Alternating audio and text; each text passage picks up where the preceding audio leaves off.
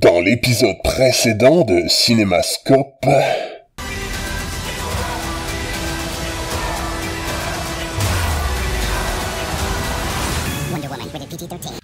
Il y a quelques heures, je suis revenu du cinéma où j'ai vu Transformers 5 et je me suis dit qu'il était absolument impossible que je me fatigue à en causer parce que c'est un peu l'équivalent d'un film où un enfant de 6 ans vous kick dans le dos pendant que vous êtes dans un avion pendant près de 2h30 en faisant ouais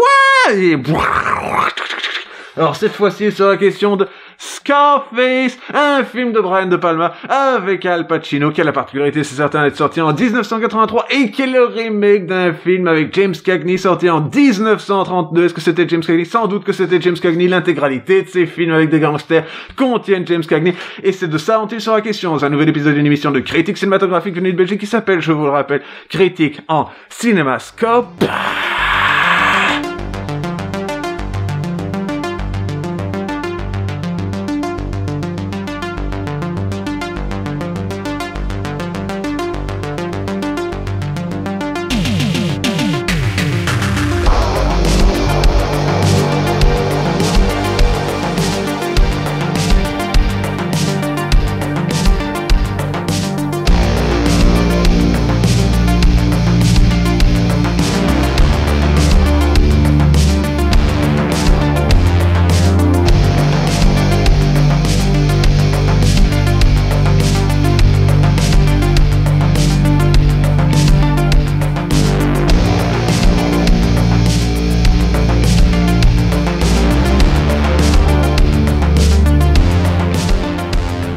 Quelques remarques audiovisuelles avant même de commencer. Il est évident que cette émission que vous voyez, qui est une émission de cinéma, je vous rappelle, s'appelle Critique en Cinémascope, etc., etc., bref, est d'habitude tournée sur cette caméra-ci qui est un petit Sony machin truc sur lequel on met un micro qui est à peu près correct. Et le micro qui est à peu près correct semble faire des problèmes avec le système de découpe des fichiers internes du caméscope Sony qui fait que, déjà, quand je fais un truc comme celui-ci, ça fait généralement 3 prises, et il y en a en fait 2, ça veut dire que le dernier fichier qui fait plus de X minutes, je ne sais pas précisément combien, est coupé en 2, et qu'à partir de ce moment-là, l'audiophore, vous avez des petits...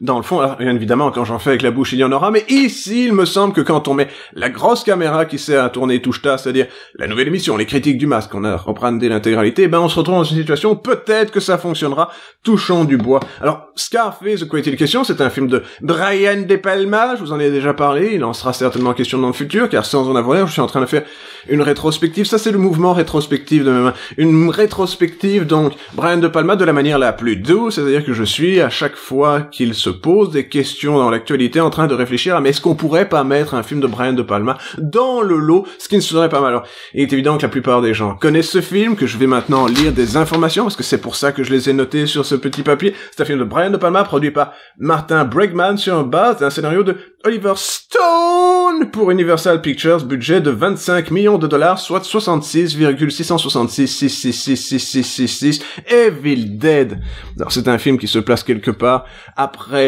Blowout, ou est-ce que c'est juste avant Blowout, est-ce que c'est juste pendant Blowout, est-ce que c'est un univers parallèle? La question se pose, tu devrais vérifier tes dates. Bref, toujours est-il que quand on pense à la carrière de Palma, il y a d'abord ces films des années 70, puis après il y a ces films des années 80, ces films des années 80, en quelque sorte, sont symbolisés par Scarface, un film que décidément, parce que je pense que c'est probablement l'une des plus grandes réussites du domaine de la série télé. Je veux dire, quand on y réfléchit posément, c'est un film qui dure 3 heures, c'est un film qui est très dur à regarder d'une traite, c'est un film qui m'a fallu 4 jours afin de regarder, et que de nos jours, si quelqu'un faisait Scarface, ce serait probablement genre 6 épisodes d'une émission de 45 minutes sur HBO, et que ce serait pas mal du tout. Alors, de quoi est-il question? Un jour, le président Carter a décidé de faire une amnistie avec le Cubain, et les Cubains, ils ont dit, ouais, c'est super, on va réunir des familles, on va envoyer des gens en Amérique, comme ça ils pourront aller, vous savez, Land of the Brave, Home of the Free, etc., etc., peut-être même est-ce l'inverse, Home of the Free, Land of the Brave, bref, toujours est-il qu'ils ont envoyé des gens, et que la plupart de ces gens, figurez-vous, venaient des prisons, ils étaient pas particulièrement sympathiques, c'était ce qu'on appelle des repris de justice, et que dans l'eau, il y avait Tony Montana, joué par Al Pacino, à ne pas confondre avec son frère, Antonio Montani, qui se trouve être un fameux coureur cycliste, ça c'est le mouvement coureur cycliste, et on est en train de réfléchir à un instant où cela fonctionne. Vous avez un scénario d'Oliver Stone. Oliver Stone, ce n'est pas n'importe qui, c'est un type, il pense qu'il fait des films, mais en fait il aimerait faire des documentaires, mais en fait il fait des films qui sont soi-disant des documentaires qui sont à peu près justes du point de vue des informations psychologiques et des informations historiques qui vous sont données dedans, et que voilà, ce n'est pas du tout, vous savez, back and to the left et autres références que l'on peut considérer assez logiques. Donc, Oliver Stone, Midnight Express, excellent film, Platoon, excellent film, Wall Street, je ne l'ai jamais vu, et voilà, vous avez une petite idée de l'homme dont il est question ici. Il est épaulé dans tout ça par Brian De Palma, qui n'était pas le premier choix de la compagnie pour réaliser ce film, car c'est un film Universal Pictures, et que voilà, Brian De Palma, Universal Pictures, tout ceci, tout ça, et à la base, c'est assez intéressant à savoir, Brian De Palma était censé réaliser Flashdance, à la place de ça. Et Sidney Lumet devait réaliser ce film-ci. Alors, ce ne s'est pas, en quelque sorte, transféré, ce n'est pas Sidney Lumet qui a réalisé Flashdance, mais bel et bien, un peu, le début de la carrière, vous savez, de Michael Bay, de tout ça. Flashdance aurait pu être un film de Brian De Palma. Alors, Scarface, de quoi il était question, c'est l'histoire d'un homme qui n'est pas très sympathique, qui est censé avoir genre 20 ans, 22 ans, quelque chose comme ça, qui est joué par Al Pacino, qui est plus proche de 40 à cette époque-là, et que voilà, c'est l'un des plus gros problèmes que j'ai avec le film, c'est que si le casting original de la personne qui était au centre avait été genre quelqu'un qui était inconnu, qui aurait pu en faire son rôle, et qui aurait pu en faire quelque chose qui avait à peu près l'âge nécessaire, qu'ensuite on lui met, je sais pas moi, de la colle blanche sur le visage, comme ça a l'air plus vieux au fur et à mesure que l'affaire avance, mais là c'est censé durer quelques années, vous avez Al Pacino vieux à la fin, Al Pacino vieux au début, et que c'est un peu un cycle. Ça c'est le mouvement, un cycle temporel en quelque sorte de la vidéo, et que vous pouvez comprendre ceci, c'est qu'il y a beaucoup d'avantages voir Al Pacino. C'est un homme qui ne sait pas vraiment jouer dans la subtilité,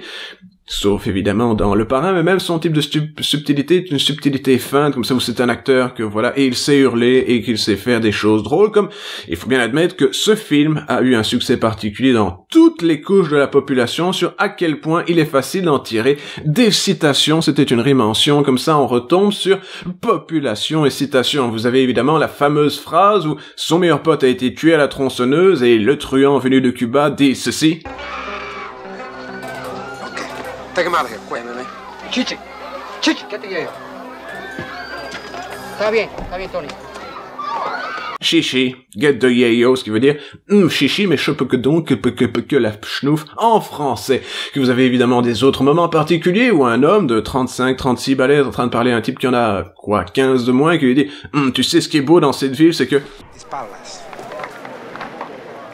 This is paradise, I'm telling you. This town like a great big pussy, just waiting to get fucked on.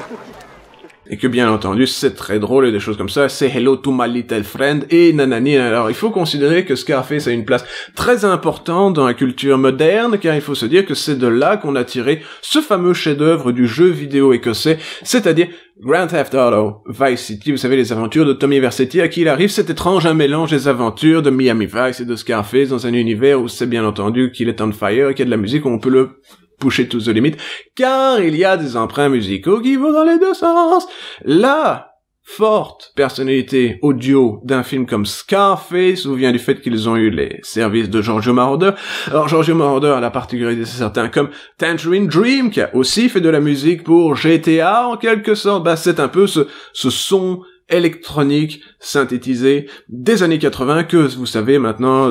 Laserhawk, Carpenter Brut, tout ça, sont en quelque sorte devenus les porte-flambeaux. Ça c'est le mouvement porte-flambeau de la vidéo et des choses de cet ordre-là. Alors,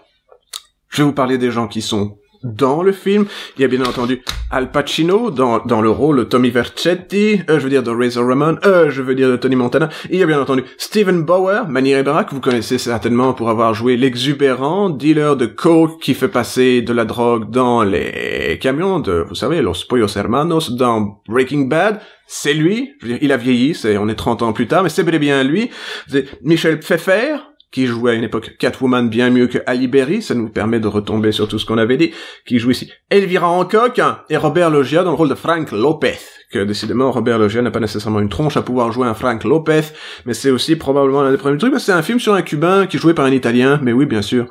voilà, il n'a pas le bon teint olivâtre, dit-il en étant lui-même plus blanc que la mort, j'en suis parfaitement conscient, mais toujours est-il que voilà. Alors, vous avez des musiques qui sont composées par Giorgio Moroder, qui a fait la musique de Top Gun, et vous savez, Kenny Loggins, Highway to the Danger Zone, des classiques, Flashdance, ou il n'avait pas composé, ah oui, il avait composé She's a Maniac, qui était paradoxalement aussi un truc qui avait été réalisé pour Maniac Cop. Vous pouvez pas imaginer des choses comme ça, mais quand vous avez suffisamment de culture du cinéma, vous pouvez tout ramener au film avec Bruce Campbell, parce que c'est un talent, voyez-vous, ça c'est la pause, c'est un talent. Faut lever faire la tronche à vue. C'est un talent. Et toujours est-il que voilà. Alors, c'est un film qui mérite certainement d'être remarqué pour une certaine platitude dans la réalisation. C'est un film qui fait factuellement plus années 70 que années 80, même si c'est Brian De Palma qui fait tourner la manivelle, qui prend les shots et tout ça, et dont on peut dire ceci, c'est que c'est une histoire épique longue, où un homme qui va aller dans un autre pays et tuer des gens et ainsi monter l'échelle sociale. Et c'est pour ça que les dealers de drogue aiment bien ce film. C'est parce que ça leur donne l'espérance d'une pouvoir monter l'échelle sociale, vous savez, l'ascendance sociale et des choses comme ça, qui peuvent se dire, oui, alors si Tony Montana il peut le faire, et attention, spoilers, mourir dans atroce souffrance à la fin, moi aussi je peux, j'aurai un jacuzzi et Michelle Pfeiffer, nanana, push it to the limit, nanana, etc. Sauf que décidément ils écoutent, je sais pas moi, plus du hip-hop, j'imagine de nos jours, les gens qui sont dans ce domaine-là, ou alors les Cubains ils doivent écouter, je sais pas moi, du hip-hop cubanero, ou alors, je sais pas, du reggaeton et des choses comme ça. La question se pose, vous savez, moi et la musique d'il y a 20 ans, cela pose des problèmes évident. Alors, est-ce que je l'aime d'un amour pur, ce film? Non, je ne l'aime pas d'un amour pur, ce film, même si je peux remarquer que ce n'est pas tous les films de Brian De Palma qui ont un gigantesque combat de 20 minutes au flingue où Steven Spielberg, Oliver Stone et Brian De Palma se sont trouvés dans la situation d'essayer d'en tourner plein, parce que ça donne un petit côté, vous savez, film avec Jean-Claude Van Damme, où il y a des gens qui montent dans la nuit, ils se tirent des harpons, ils montent un truc, ça c'est le mouvement, ils montent un truc, puis après ils sont sur un balcon et ça c'est le mouvement furtif. Ils avancent comme ça, etc., et bref. L'action est super, les rapports psychologiques des uns et des autres sont bien, mais ils sont joués par Al Pacino, qui a à peu près autant de délicatesse que, je sais pas moi, un rhinocéros dans un bâtiment, ou je sais pas moi, on entrepose, ça prend trop longtemps pour le faire assimiler, mais comme un rhinocéros, je sais pas moi, dans un magasin où on vend de la faïence, j'ai fini par retomber sur les pattes, et que voilà, bref, on peut remarquer ce qu'on veut, mais non, je suis pas un grand fan. Je pense que dans le genre, et on a déjà parlé de films de Brian De Palma, mais quand même Blowout est considérablement plus classe d'un point de vue de la réalisation. Je veux dire, il y a de la vraie réalisation dedans, ce n'est pas un peu tourné, peut-être c'est un hommage à l'original Scarface 1932 qui a décidé de faire beaucoup de plans plats et un peu chiants et des trucs comme ça, et que de temps en temps il y a un mouvement de grue, mais le mouvement de grue est pas smooth du tout, et des choses comme ça, et vous vous demandez, ouais, est-ce que c'est certainement assez d'argent, 25 millions de dollars pour faire un film comme celui-là? Peut-être pas, en fait. Voilà. Alors, je ne tiens pas à décourager les gens de le voir, parce qu'il me semble que c'est un moment particulier de l'histoire du cinéma, pour diverses raisons, vous savez, Grand Theft Auto Vice City, et des choses comme ça, mais qu'il faut se dire ceci, c'est que de nos jours, et je vais vous montrer la jaquette, de nos jours, quand on essaye de vendre Scarface aux gens, j'ai chopé ça dans un Harley-Route l'autre jour, c'est même pas une blague, c'est vrai, c'était à 4€, ben, ils essayent de faire genre, c'est un film de comic books, vous savez du Comic Sans derrière, que c'est le Comic Sans, et que vous avez tout ça avec, qui fait genre, il y a des phylactères, des choses, bref, c'est très étrange quand on y réfléchit pas émange, mais que voilà. Est-ce que c'est un bon film? Jusqu'à un certain point, oui, ça n'a pas nécessairement la virtuosité d'une émission où vous pourriez vous imaginer, par exemple, Miami Vice faisait considérablement cinématographique, plus cinématographique, mais en tout cas, plus dans cette phrase, plus cinématographique, Miami Vice, plus dans la télévision que ceci, au cinématographication, et que voilà, que voulez-vous que je vous dise, si ce n'est que, cependant, comme effort long, vous voyez, c'est un peu un Bildungsroman, comme diraient les Allemands, vous savez, c'est un roman initiatique, un roman formatif, où un homme qui a 35 ans va en Amérique parce qu'il est jeune, il en a 20, et qu'ensuite il monte les échelons de la société en étant un gigantesque connard qui n'a pas de culture. C'est ça son problème. S'il avait un peu plus de culture, peut-être qu'il arriverait à s'intégrer dans la société de Miami, parce que cela se passe à Miami, j'aurais dû le dire, c'est évident, mais que voilà. L'idée est super, la démarche est super, la réalisation est un peu plate, et qu'est-ce que vous pouvez dire si ce n'est que bon, bah c'est l'une des grandes performances de Al Pacino, qu'on peut dire ceci, c'est que voilà, si vous avez envie de voir un homme faire semblant de sniffer du talc, faire pendant des heures, c'est un film qui est pour vous, et que voilà, évidemment, il devient paranoïaque, et qu'ensuite il tue tous les gens qui l'entourent, parce que vous savez, la drogue, c'est pas bien, ok, et des choses comme ça, vous voyez, voulais-je dire, et des choses comme ça. Alors bref, c'est un film qui mérite d'être vu, surtout que maintenant ils le vendent à 4€ dans les Harley-Route, donc vous ne risquez pas de faire banqueroute, wow, en vous payant un opus comme celui-ci, qui, je vous le rappelle, attention, hein, prévoyez une semaine pour le voir, cela ne fait que 165 minutes, ce qui fait 2h45 dans les minutes de l'être humain. Alors dans le prochain épisode de Critique en Cinémascope, je ne sais pas encore de quoi il sera question, si ce n'est que sur cette même incroyable longueur d'onde, on pourrait peut-être éventuellement parler d'un autre film de Brian De Palma, mais que ce serait probablement un peu trop tôt. Je vous en parlerai dans un nouvel épisode d'une émission de Critique Cinémascope. Oups, excusez-moi, j'ai fait un roux. Dans une nouvelle émission de critique cinématographique, un nouvel épisode d'une émission de critique cinématographique, je vais finir cette phrase un jour, un nouvel épisode de l'émission de critique cinématographique venue de Belgique qui s'appelle, je vous le rappelle, Critique en Cinémascope.